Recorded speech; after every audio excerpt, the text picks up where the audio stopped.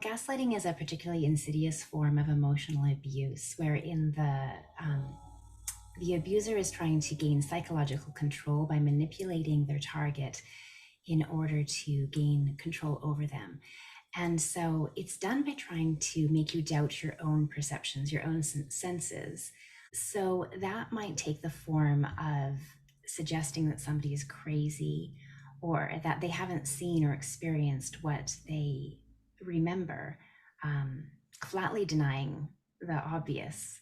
It is its own form of abuse, but it very commonly will accompany forms of abuse such as sexual abuse, human trafficking, physical abuse as a way to maintain control over the victim and as a way of escaping consequences. The MsTexas Show is a voice of hope for victims, survivors, advocates, and community leaders against gender-based violence to share their stories and resources.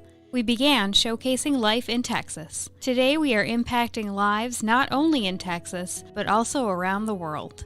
Under our segment Military Time, we run this segment in partnership with the National Veterans Chamber of Commerce. We invite military and veterans who have overcome traumatic events to share their experiences during and after their military service. Under our beauty segment, we invite fellow pageant winners and contestants, artists, musicians, actors, models, and dancers, and last but not least, our survivor leaders from family violence, sex trafficking, sexual assault, stalking, and other traumatic events who are ambassadors for these causes to share their lives and the impact they have made. To become a guest on our show, email us at MsUSATexas@gmail.com. If you would like to support victims and survivors of gender-based violence, make a tax-deductible donation to Hope Pyx Global at www.hopepyxglobal.org. Hello, everyone. Welcome to another episode of the MsTexas Show, and I am your host, Eileen Dawn. As always, we are excited to share the expertise from our survivors advocates on the different matters regarding gender-based violence. And today we have a special guest, Dr. Deborah Vinall. Welcome. Thank you so much, Eileen. It's great to be on your show. Thank you. So, Dr. Vinall, I know that you wrote a book called Gaslighting and a guide to help with emotional healing as well as relationship. And I was wondering, if you can start with telling our audience about yourself, what it is that you do, and what brought you to this line of work. That would be great. Oh, sure. Thank you. Well, I am a licensed marriage and family therapist and a doctor of psychology. I specialize in working with trauma, specifically sexual-based trauma, and as well as other forms of trauma as well. I have a private practice in Southern California. I have worked extensively with survivors of human trafficking, rape, assault, child abuse, as well as survivors of mass shootings. I am originally from Canada, and I make my home in Southern California, and I'm a mom of one teenager. Wow. Well, welcome to the United States. I'm sure you're established over there, but I'm sure that's a huge climate change for you. What part of Canada are you from originally? I am from British Columbia. Oh, So okay. I love it. I love British Columbia. I've only been to Vancouver, but I always loved it. yeah, it's really beautiful. It is. It is. Well, it's not bad that you traded for Southern California because that's beautiful. I mean, I wouldn't trade anywhere else. If I have an opportunity, I would move there without a blink. Oh yeah, well, it has its own beauty here as well, and it's nice and warm, which is a switch. Totally, totally.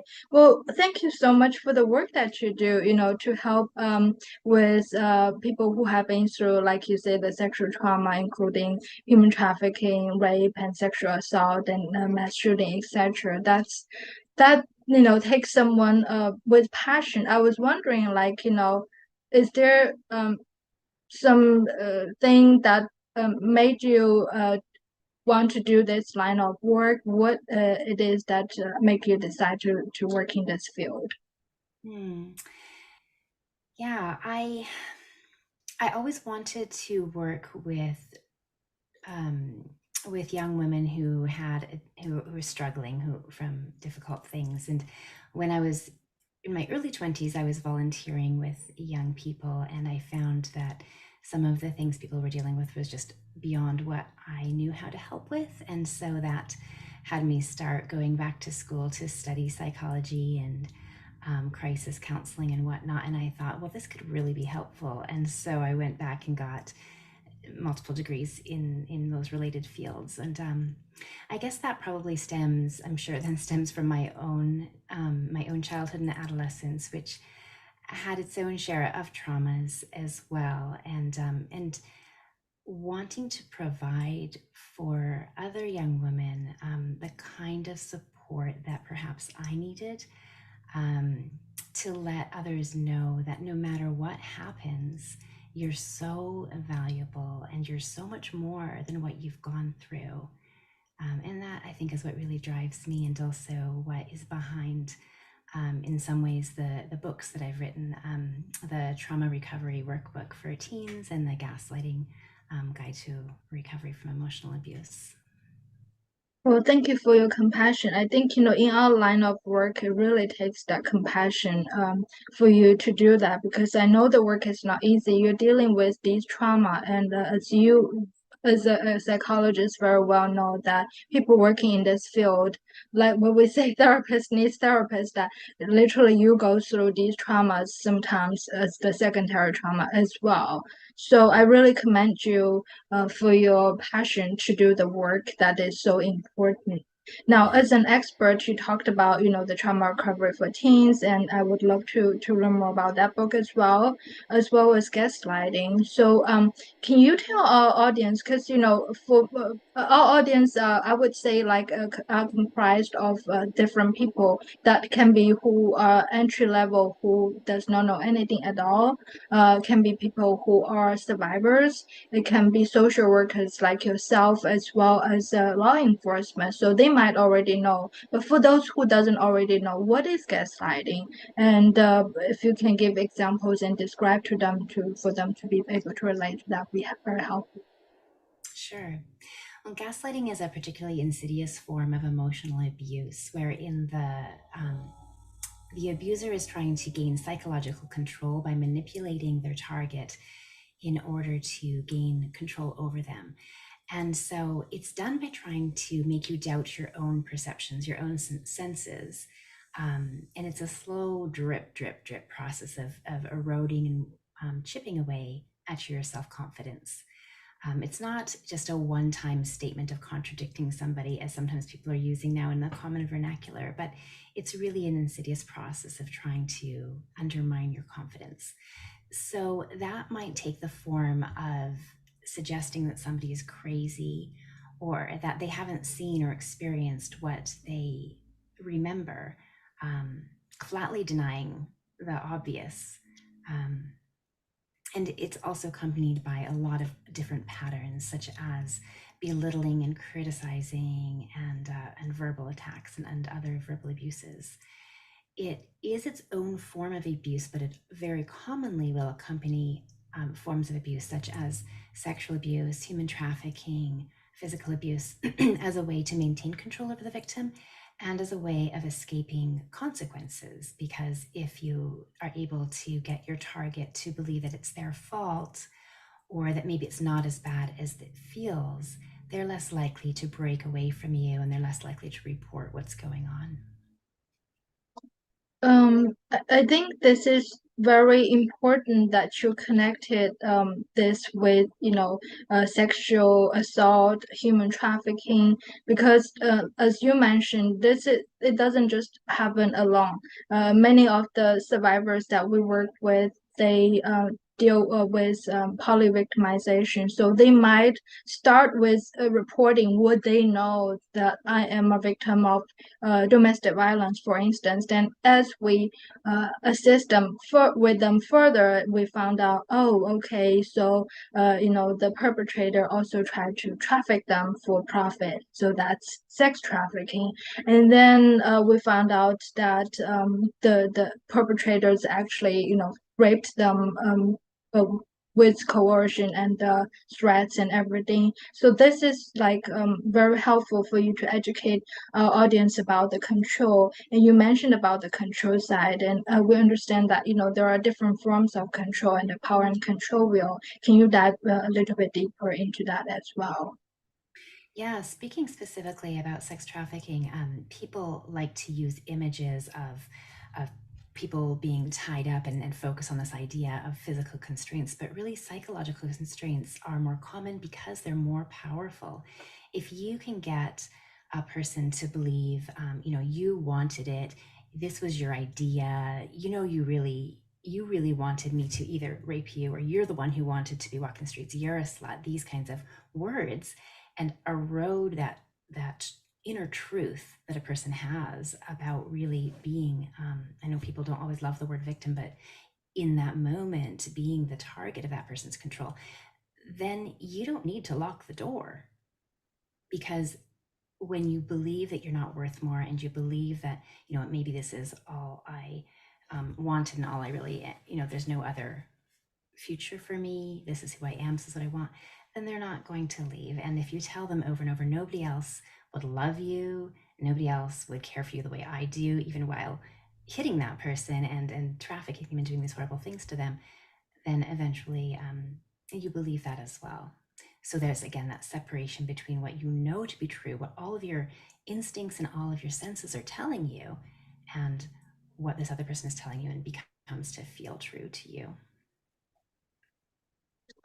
Yeah, you talked about the control, and going back to what you said from the beginning, that being called crazy, only because they want to deny what they have done that is wrong, and belittle them and call them, you're not loved, no one loves you, and you're stupid, or those hurtful words, and that really makes a huge impact for like the survivors, I refer them to as. But I just wanted to share with you, I have been through that myself. So, I've kind of walked the walk with them from the dark side now to the bright side. But I've been through that with the help of a therapist like yourself, with the help of someone compassionate like yourself. But I must confess that at the time, I really believed what they said. They said, you are, in my case, my perpetrator called you a loser. And if you are repeatedly being told that sentence for multiple times, and the reality and the words become kind of blended together, and it gets blurry, and I'm beginning to think, and you know how I now believe like life is a prophecy that I fulfill by myself, but I literally kind of walk into like becoming a loser because if you tell me I'm a loser, so I'm doing things that as a loser that will do. So what would you tell someone who's in that situation to be able to identify that, to be able to differentiate that, to get out of the situation? There's a lot there. That's a big question. Um,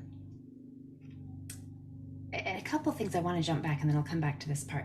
You mentioned the polyvictimization and how this starts to change your mindset when you hear it over and over again. And I also wanted to link, very often these things can happen to us in our adolescence or early adulthood. And I don't know if this is your experience or not, but for many people, it also pulls on a history that started earlier in childhood, with a different form, perhaps, of gaslighting, of emotional abuse, of criticism and put downs. And so if you already have a low self-esteem because maybe parents have been doing something like this, you've been in a way groomed for this to happen. When somebody like that enters your life, you're already looking for somebody who maybe can seem like a rescuer, and that might present themselves as that. But when they start telling you you're a loser or you're a slut or whatever, and you've heard these kinds or similar words before, there's a place that's been created inside you to receive it. And so it becomes so difficult to ignore that or to say, no, that's wrong, because it doesn't contradict your internalized beliefs that are already there. And that's the real struggle. When it's easy to compare what somebody's saying to our perceptions, it becomes it's a lot easier to break free from it. So what to do when this is going on? One thing that I encourage people to do is to keep a journal or notes. Now, if there's a possible safe way to do that with privacy, in order to keep an objective record of what's going on. So, a gaslighter, a controller like that, is going to be doing this in multiple different ways. And so, for example, you might get into a fight with this person and say, you did this, you did that, and they're like, no, I never did that, and they just flatly deny it over and over. You're crazy, and you're thinking, I remember this, but maybe I am crazy. Am I hallucinating? Am I making this up? So if you keep a record, you can go back and read it. If you're keeping a journal, no, I wrote this down. I know this happened. And so if you're seeing these patterns emerge with somebody, especially if you can't immediately break free from that relationship, keeping a record can help you maintain a sense of your own sanity. So, and the other thing I would say is, you really can trust your intuition. You really can trust your senses, your self-knowledge. It's very rare for somebody to be hallucinating. That's very uncommon, as much as people like to throw that around. And that's your inner wisdom, that intuition. So trust yourself. Know that you have that source of wisdom within you.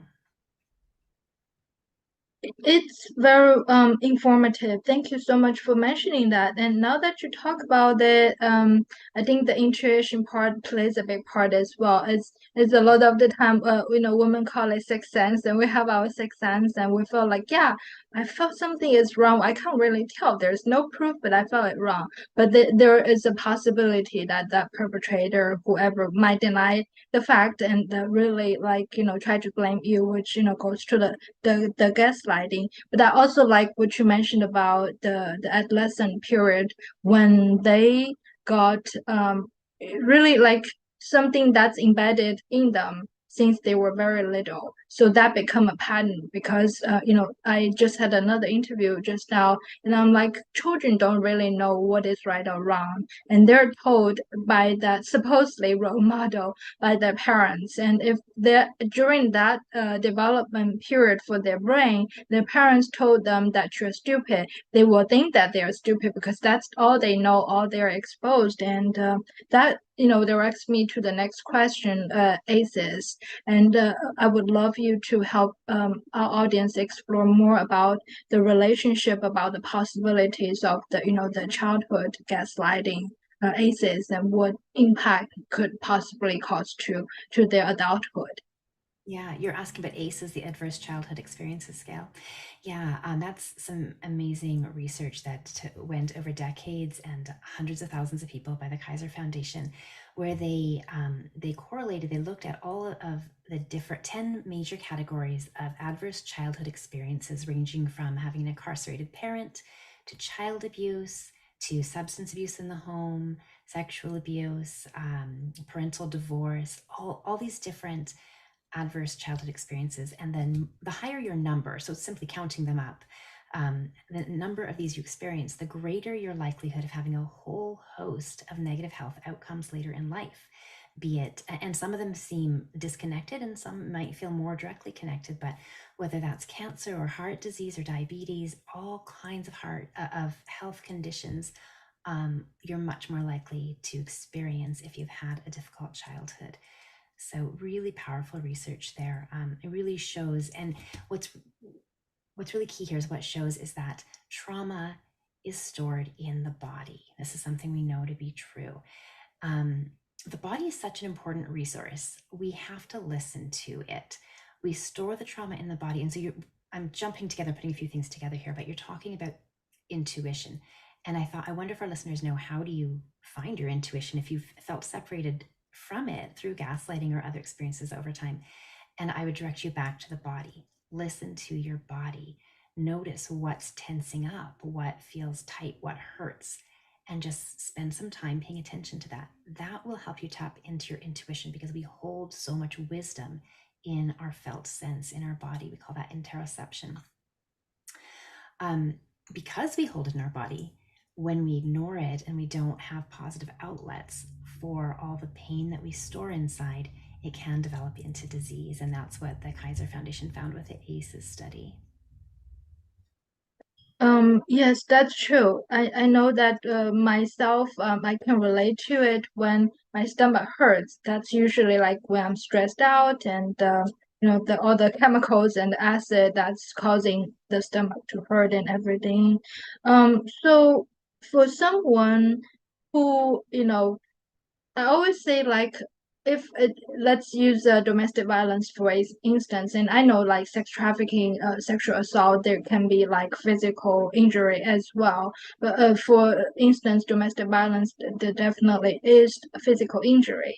But I say that physical injury can be healed, the scars can go away, the wounds can go away, but emotional ones can, in my opinion, never go away. There are days that you feel good. There are days you're just not gonna feel good, and you just have to cope with it.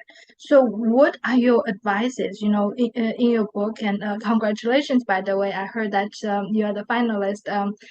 Then still waiting on the final words for the winners categories and etc.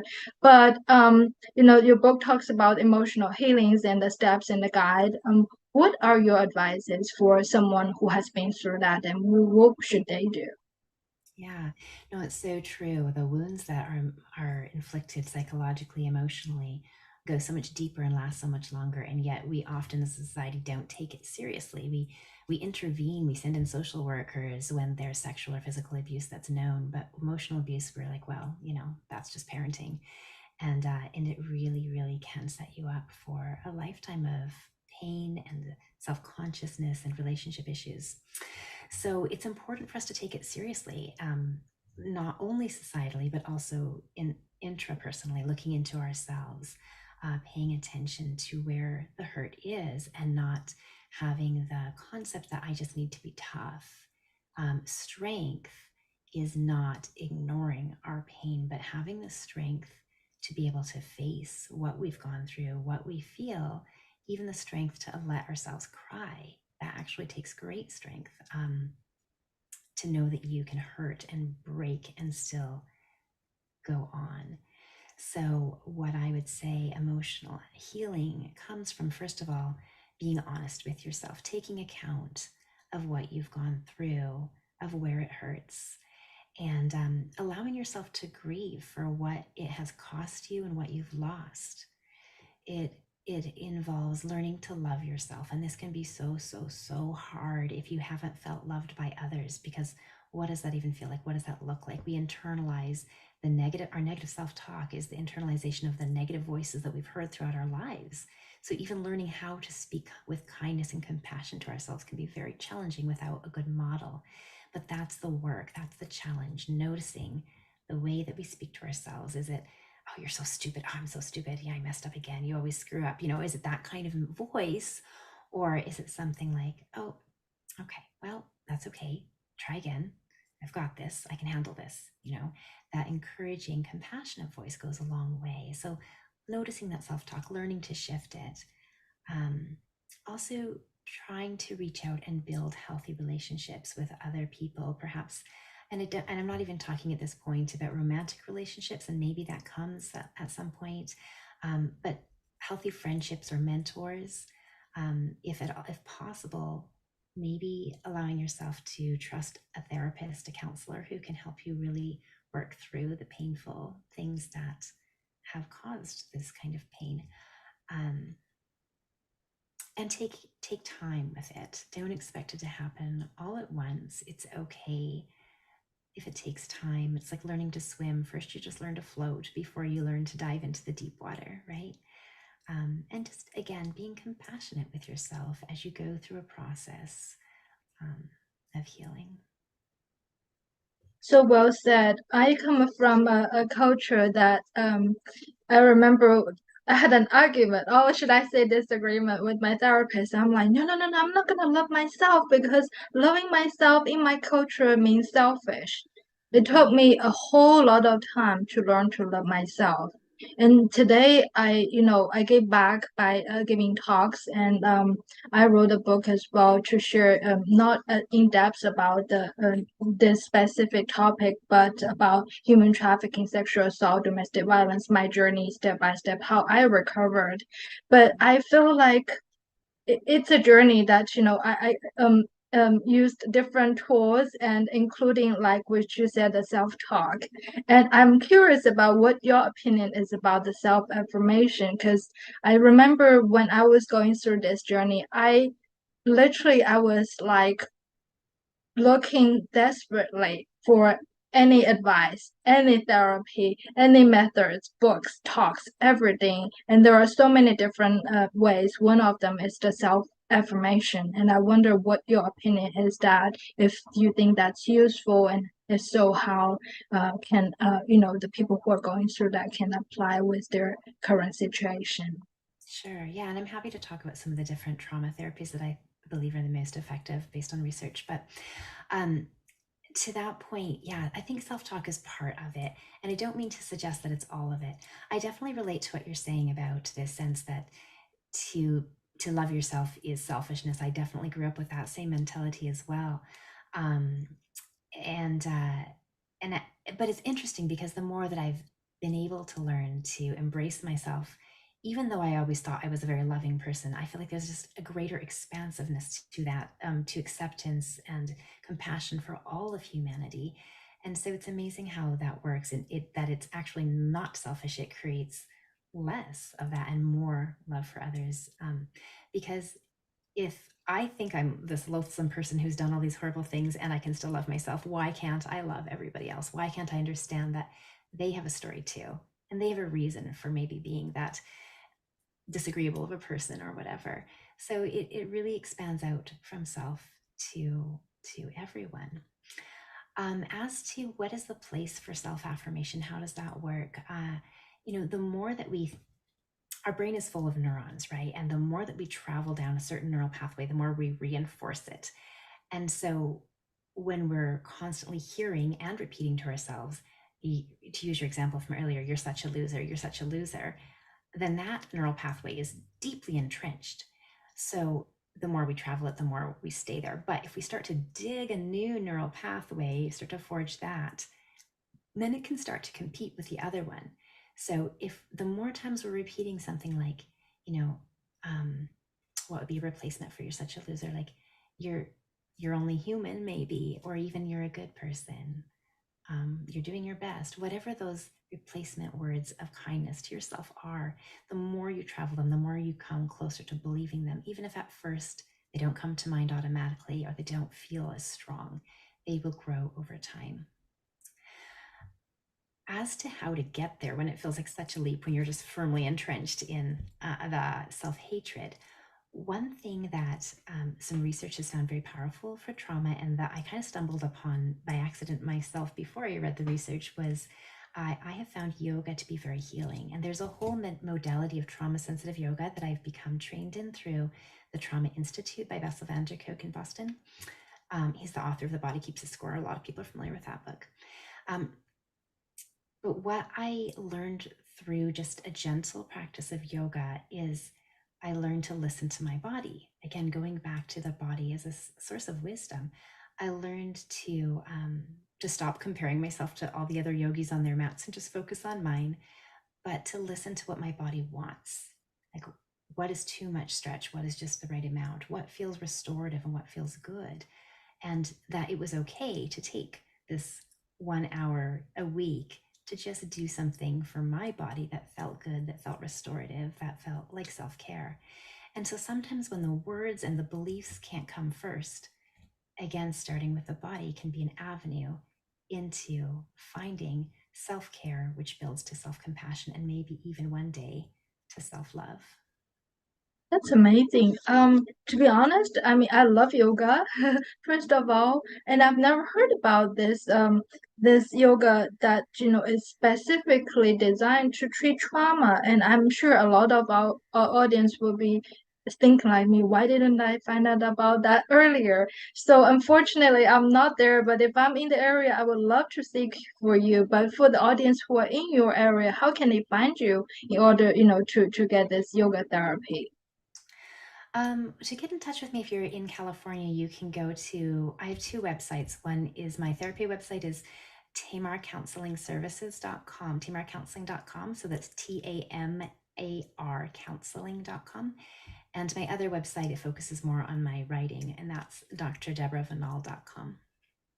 But That's there's amazing. on both. Yeah, yeah. Thank you so much for sharing that. I feel like, time flies when we're talking about so much. I'm just like intrigued by all the topics we're talking about because for me it's like a lifetime recovery journey. And even though I have been on the other side, I want to help, find out more, learn more how I can help myself to get to even better, brighter place. But on the other hand, how I can assist, through my lived experience to help other people. So learning from you who has been through this training, that's really helpful. And earlier on you talked about some of the proven methods of trauma recovery.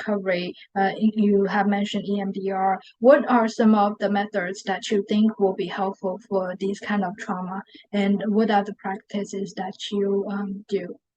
Sure.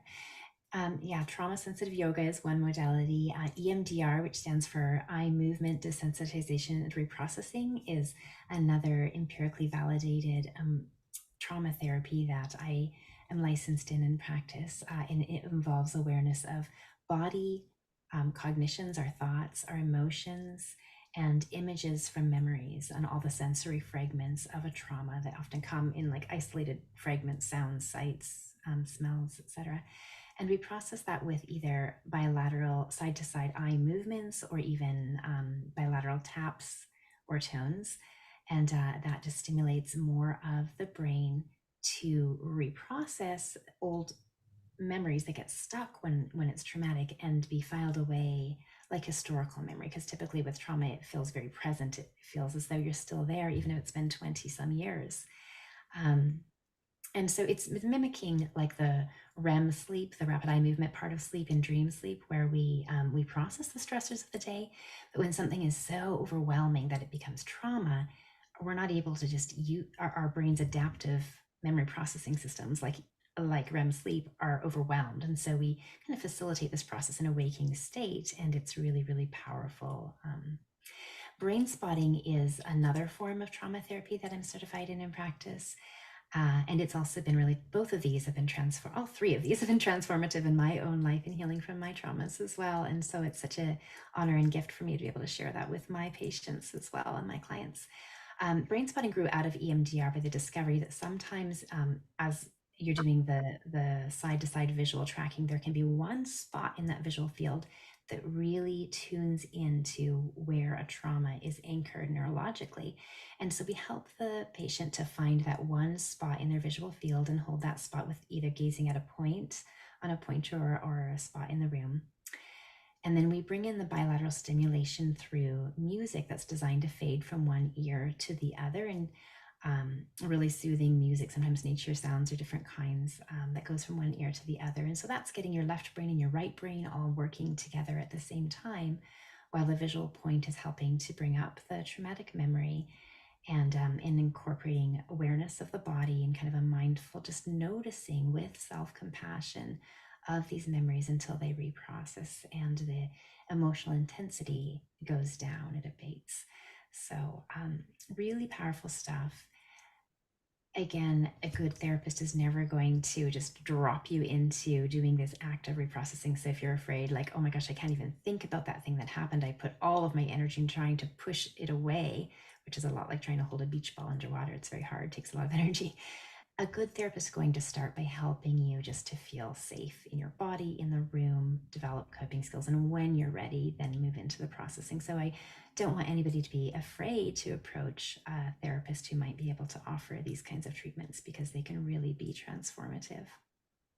That's so helpful, Dr. Vino. I think, this session has been so informative for a lot of our audience themselves, I must say, because I mentioned earlier, even if you who are listening are not survivor, unfortunately, that some are, but you can go through the secondary trauma as well. So what you're talking about really helped them a lot, whether they can apply to their everyday life themselves, that in the unfortunate event they have been through that, and or through the secondary trauma through their work, or really to have a better understanding of assisting the survivors that comes to their case workload and everything.